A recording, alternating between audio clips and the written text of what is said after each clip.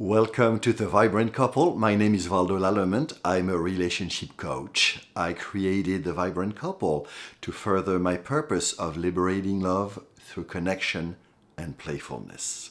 This is our emotional intelligence series. Last week, we talked about harsh starts. This week, we are talking about the first of the four horsemen of apocalypse. These are from John Gottman, and basically, these are problems that plague many couples. So, my invitation is to explore them. And this week, we are more specifically exploring criticism. It is normal in a couple to have moments we are upset with each other.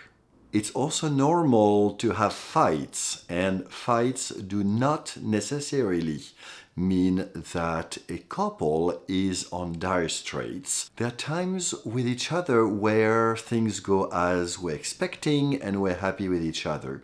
And there are times when things don't go as we would love. The big difference between happy and struggling couples are how those complaints are expressed to each other. Typically, a complaint has a content. It is fairly specific.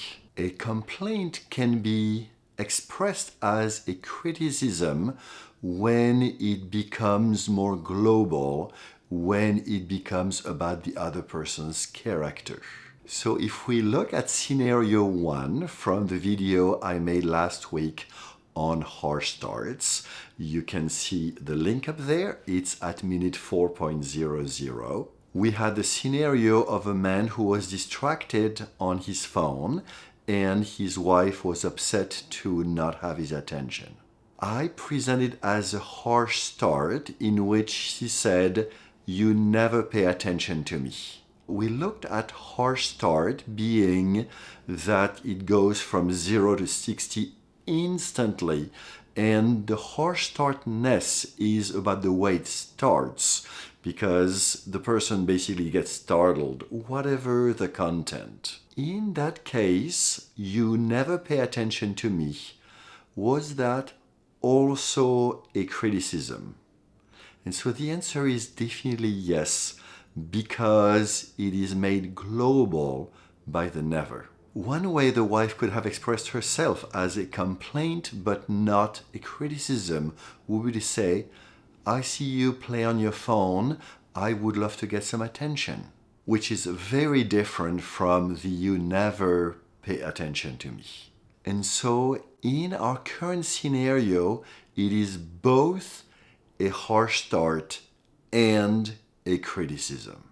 Let's take a look at scenario number 2 from the harsh start video. You may remember it was a man who asked his wife for sex and she said no. His answer was, "Why do you always say no to sex?" It was a harsh start because it went from 0 to 60 instantly and she was startled by it. Is it also a criticism? So by now you notice that there is the always. Basically, it escalates the complaint into a criticism by making it global. You may also notice that his harsh start, his criticism, starts with "why do you?" And so the "why do you" is some sort of a character attack, and that makes it a criticism and not a complaint. Last week, I gave 2 alternate responses for both scenarios. I highly recommend that you watch our video on self-empathy, link up there, and also on Give Me A, and there is a number of 1 to 5, and the link is also up there. And for scenario 2, I gave 2 alternate responses. One of them was an apology. I have not made a video on that, and I will for sure make one in the near future. And also a wonderful tool in our relationship tool series named Take 1, 2, 3.